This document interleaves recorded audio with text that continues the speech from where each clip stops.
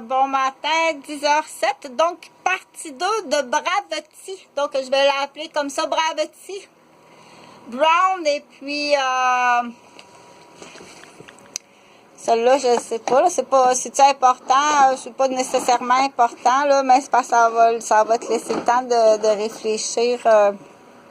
Donc, c'est vrai, c'est une histoire qui est vraie. Je mettrai pas le nom des vraies personnes, mais il y en a plusieurs. Il y a, dépendamment des régions, il faut relever des statistiques.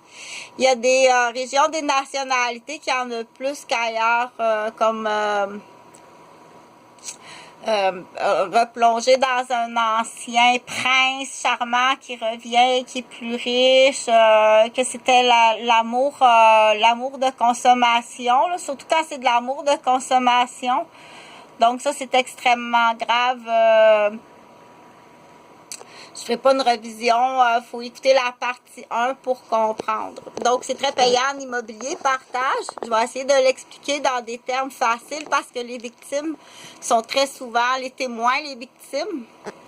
Les gens, donc, quand tu n'as pas idée, toutes les personnes qui sont tenues en otage jusqu'aux parents, très souvent, ces gens-là, ils ont juste une loi, là, c'est la luxure et puis le plaisir. C'est tout ce qu'il leur reste, continuer dans la vie avec la luxure, la consommation puis le plaisir, parce qu'ils savent très bien que ils ont les cornes du taureau de la justice que n'importe quand dans leur vie peuvent les embarquer, puis ils vont avoir une condamnation à perpétuité, peut-être même exécutés, dépendamment dans quel pays. Donc, plus le crime est grave, plus la beauté est grande, plus l'implication familiale, monétaire est immense, plus que, effectivement, que les crimes, on appelle ça la valeur. C'est pas un collier, c'est pas un élastique avec un carton, c'est du cristal, puis c'est des diamants. Donc, ça n'a pas la même valeur, puis c'est bête valeur, mais c'est plus longtemps en prison dans ce temps-là. Donc, je continue l'histoire. On va laisser faire le palais de justice au Québec. On y va avec des ambassades. On est tous en lien avec une ambassade. Je l'expliquerai plus tard. La nouvelle génération avec les garderies, les camps de jour. On a tous été tuteurs. On est tous tuteurs d'une famille. Je l'expliquerai sur une autre vidéo, je l'ai déjà expliqué. Oui, t'inquiète pas, c'est signé depuis sa garderie, c'est signé. Donc, je suis tuteur de plusieurs familles.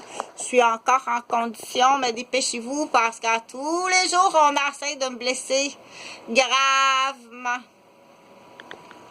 Donc, je continue la vidéo là, sur le sujet principal. Donc, le sujet principal, on va l'appeler Bravati. Bravati, c'est une femme qui se fait avorter alors qu'elle a un mari puis 2 enfants. Donc, elle se fait avorter d'un amant. On retient juste ça, là. Quoi? Tu t'es fait avorter? Mais voyons donc! Qui ça? Parce qu'il faut aider, hein? Parce qu'il y a beaucoup de, comme j'ai expliqué, la première des choses, c'est qu'ils vont vouloir carabosser tout témoin. Donc, ce n'est pas seulement juste un crime matrimonial, dépendamment qui est le fourneau en dessous. Okay? Il y en a, c'est un crime matrimonial. Là, ça va puer longtemps. Tu vas mentir toute ta vie, puis tu vas, OK? Puis il y en a d'autres, c'est pas juste un crime matrimonial, c'est aussi c'est accompagné de d'autres crimes.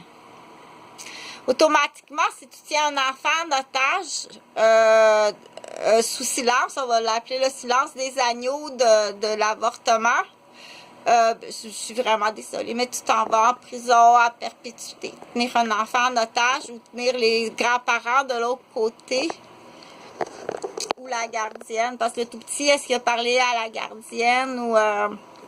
donc, tu vas peut-être même être exécuté Bravati. Donc, partage, même si tu comprends pas, partage... parce qu'il y a beaucoup d'otages, plus que qu'est-ce que tu penses, il y a plus de personnes qui sont... pris en otage. Il y en a qui sont en otage, mais ils ne savent pas. tu vas être démoli, tu vas être détruit. La personne va être démolie puis détruite tranquillement à petit feu qu'on appelle. Non, ça, c'est pas la même affaire que cacher le décès d'un enfant, un parent. C'est pas la même histoire. C'est pas la même affaire. Donc, toutes les complices, là, toutes les complices. C'est la même affaire. Ça fait la même blessure. C'est la même blessure. OK? C'est la même affaire, c'est la même blessure. Donc, je continue pour dire qu'est-ce qui arrive. C'est pas juste un crime honteux matrimonial, c'est plus grave que ça. Quand c'est accompagné, on dit c'est qui le beurrier? C'est qui le fourneau? Mais le fourneau, il est-tu marié, lui? Y a-tu une femme? Parce que quand on n'est pas habitué, quand on est d'une autre famille, d'une autre dimension, on n'est pas habitué à ces crimes-là. C'est épouvantable, mes sincères sympathies. J'espère que c'est pas une erreur, là.